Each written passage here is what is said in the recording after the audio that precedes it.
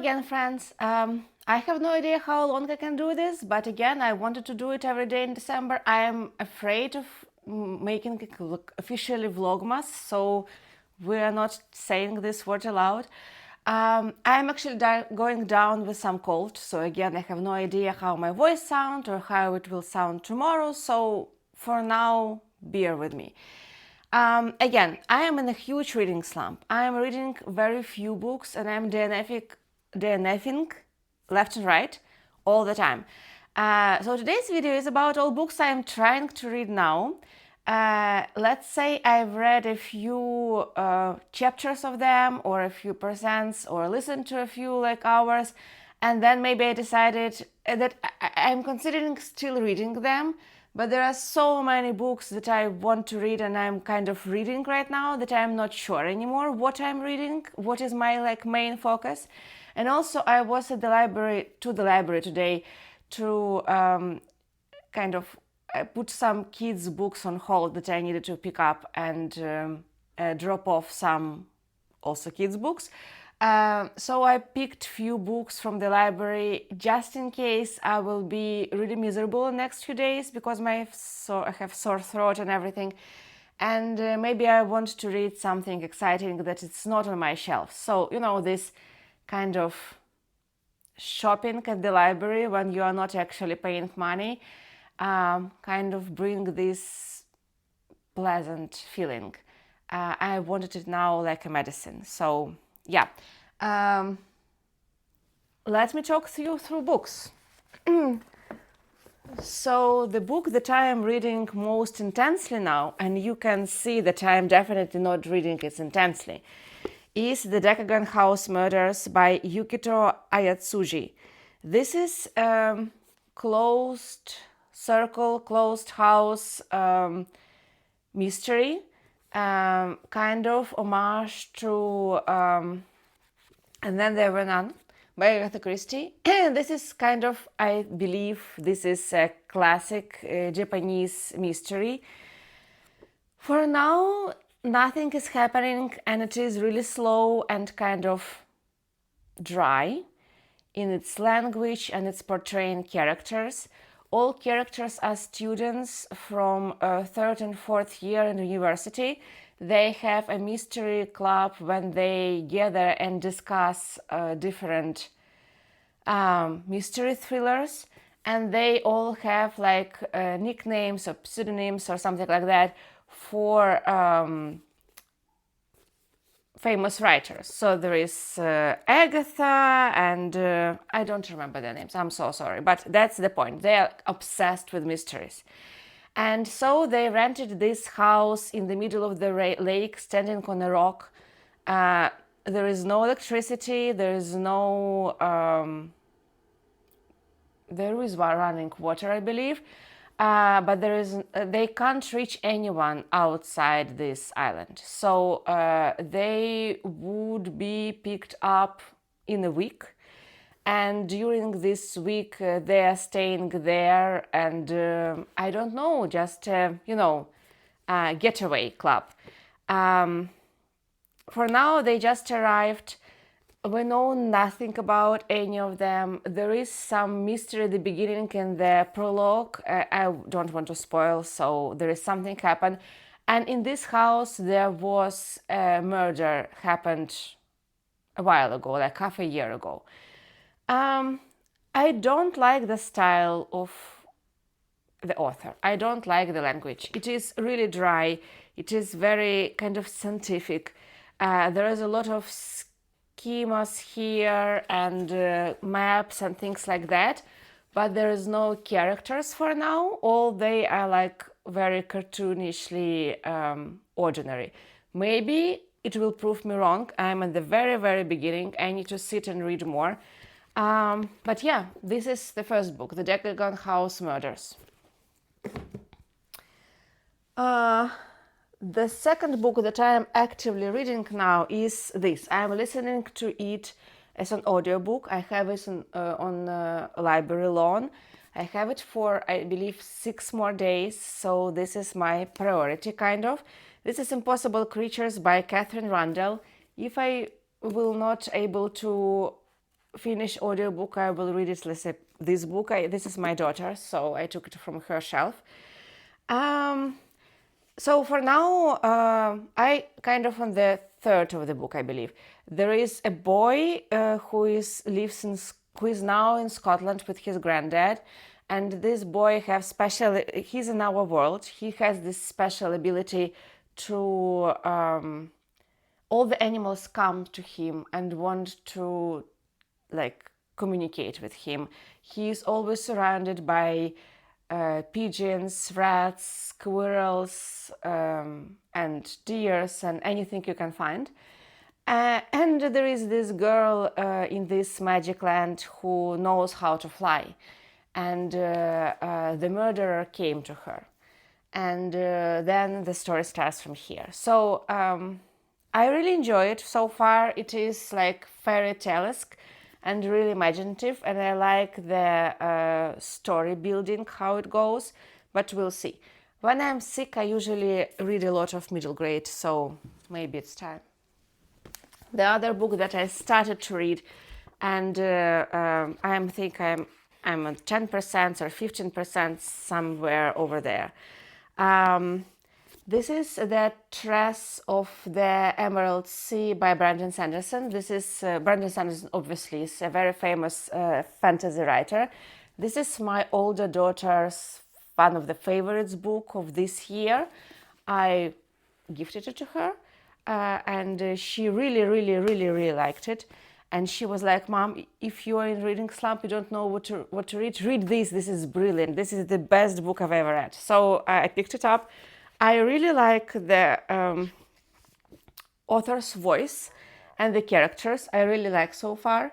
It's interesting, and the world building is insanely like complex and interesting. Again, I am not sure I can hold attention for fantasy right now, because fantasy world building can be kind of complex.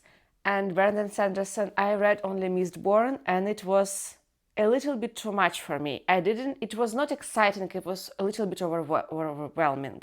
And I was in better shape than now. So I don't know, we'll see, but I'm kind of reading this. The book that I'm kind of reading, I'm reading it on my Kindle.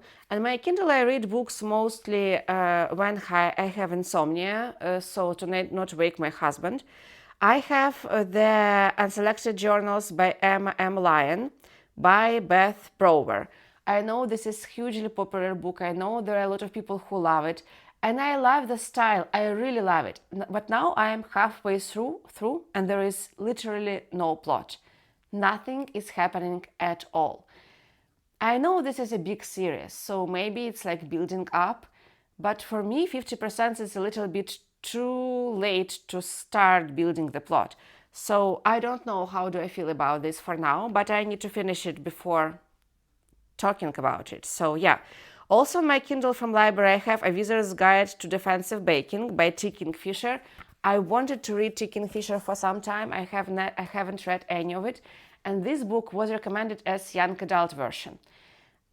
Few words about young adult. I am reading kind of more young adult now than previously, because my older daughter is now, she will be 13 this month. So she is on the brink of young adult. There are some books that she can read, but I am actually worried about explicit topics and violence and everything. So I am trying to read books that I'm not sure about before she is reading them. Legendborn, Cruel Prince, Good Girl's Guide to Murder. There are some books that I really enjoy. There are books that are clearly not for my age, and I understand that they are for younger audience, and it's fine. But I really don't want her to be like, for example, Fourth Wing is definitely, though characters are young, the sex scenes are too much for me, and I am 41. And they definitely will be too much for her and 13, like for sure. They are 18 plus, I'd say. Maybe not 18 plus. I understand that it's books and everything, but not 13, you know? So I'm kind of trying, maybe not to prevent, but to build up her taste for the literature before she goes completely out of my influence. And that's fine. Kids do this. They grow up. I mean, it's not fine. I'm grieving that, but it's how life goes. So I reading more young adult than I would like to read, and because I want to understand what my daughter is reading. Okay, I think that's. Oh, okay, one more. This is also the book that I started. I read 2 chapters and I was not sure I want to read it right now. It's definitely a great book, but maybe not right for me now. It's Fingersmith by Sarah Waters. This is again very famous on Book Talk book. I know this has like a plot turn in the middle, but for now it's a little bit too gruesome Victorian reality than I can handle. Again, I don't know. It just didn't. I wanted to put it down, so I put it down for a week. Maybe I will start to read it again. I'm not sure, because sometimes you want this Victorian atmosphere when it's bad weather and you are not feeling really well. I just don't know is it for me right now or not, but yeah, I'm kind of reading this. Okay, now for books that I have either from the library or short books that I picked up from my TBR pile for the end of the year, obviously. First, start from the library. This is Wintering, The Power of Rest and Retreat in Difficult Times by Catherine May. I am not sure, but I think it's kind of self-help book, and I'm not sure about self-help books at all. But I know lots of booktubers that I love this book, so I want to give it a try. This is library book. I have maybe 2 weeks to read it, so hey. A few other library books. This is Lessons in Crime, Academic Mysteries, edited and introduced by Martin Edwards. This is British Library Crime Classic. So these are mysteries taking place in universities and schools, which is kind of my favorite subgenre of mysteries. So I was really excited to read this. Again, I haven't started yet. Maybe I will and read one short story at a time. Maybe I will give it away to the library and pick it up later when I'm feeling more energetic. I don't know, but I have this. Riley Sager was my guilty pleasure for a few summers, but then 2 last his books were so bad, my taste, like extremely bad. I didn't want to pick this up, but then I saw lots of raving reviews and I'm just like, okay, maybe I will give it a try. But I am very open to DNF this book the moment I think it's boring or really stupid, because last 2 books was so bad I couldn't believe that I took it from the library. So yeah, again, new Riley Sager, I think it's this year, so hey. Then I have something more excited. Charles Todd, the one that, well, this is mother-son duo. So this is the author of Jan Rutledge mystery series. They have another series, which is Bess Crawford series. Bess Crawford is she's a British gentlewoman. In 1916, she grew up in India, and this is World War I, and she volunteered for nursing corps. So she's the nurse in World War I.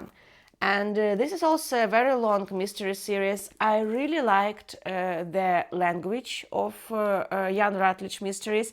I like the characters. I wasn't so sure about some of the topics and how they were presented, and it was a little bit too dull and gloom for me. I think it will be too dull and gloom, but I don't know. I read maybe 9 or 10 mysteries from Jan Rutledge series and like picked a pause. Mostly because other books were not in my library and I had to buy them, and I was not really sure I want to do that. but this is new series and they have it in the library, like maybe 10 books definitely, so I'll give it a try. This kind of has to be a cozy mysteries, and I know this is a good writer that had lots of Agatha Christie awards and Edgar Poe awards, and I think a gold dagger. This is Wasim Khan. He is Indian, like English Indian author, and this is The Unexpected Inheritance by Inspector Chopra. This author has two mystery series. One is like serious series, and this one is more humorous. So I decided to start with this one. They kind of cozy, and I definitely need more cozy now. So this is that. And Murder in G Major is also a cozy mystery series. This is a book about African-American classical musician. I think, if I understand right, she came to the small town or village and began to teach music in the school. And also there is a ghost in her house that she befriended. And also she is, sleuth. It sounds delightful. I don't know why. In library they have a huge stand of Christmas mysteries, and I think fourth in this series wasn't there, like a Christmas mystery. And I looked through all of them. They were gory, like all of others. And this sounds so cool and cozy and exciting. And I never heard about this series, so I found the first one in them and wanted to try the first one. This is the first one in the series. I'm actually pretty excited about that. I just picked it up a few hours ago, and I'm just like, I really want to start it right now, but there are lots of big books that I'm starting. And 3 more books from my bookshelves. So they're not from the library. I don't think that I will read them this time, but that's what I wanted to read before I understood I'm getting sick, so we'll see. So James M. Cain, Double Indemnity. This is a mystery thriller from 40s, I'd say. No, 1936. I have no idea what it is all about. This was on the 100 best mystery and thrillers list that I'm reading through, and this is very small. So I thought maybe if I read it before New Year, I can, tackle it up maybe in one day. I'm not sure, but we'll see. The same, I was actually very excited about this book before Decagon House Murders. This is other Japanese mystery classics. This is Seishi Yokomizo, The Honjin Murders. I believe this is about a wedding, and there is a murder on the wedding, and there is a blood on the snow. I thought that blood on the snow sounds very Christmassy. I don't know why, but I thought so. But if it is the same dry kind of logical puzzle that Decagon House Murders, I'm not sure I want to read this two of that kind of book in 1 month. So this is under the question now. And this book I wanted to read for a long time. I started it once, I read maybe half of it for a book club, and I DNF'd it. I just didn't have time or something. But I really liked the prose, and I am intrigued, and it was also a Pulitzer Prize winner. This is Empire Falls by Richard Russo. And the reason why I am holding it right now, I have it on loan as an audiobook in a library. If I will think that I want to read it, for example, read this and not this, then maybe it will be my read for December. Also, if I will see in all Vlogmases, some books that like pick my attention and I have them on my shelf, or I can loan them on Kindle, then maybe they will be my TBR. It's not like TBR. This is the pile of possibilities / library book haul / I am feeling very sick and talking to the camera and I don't know what I want to read. Yeah, that's it. That's second day of December. I hope your day, or at least your throat, feels better than mine. And yeah, I hope you'll have a wonderful day and a wonderful December. Maybe see you soon in another video.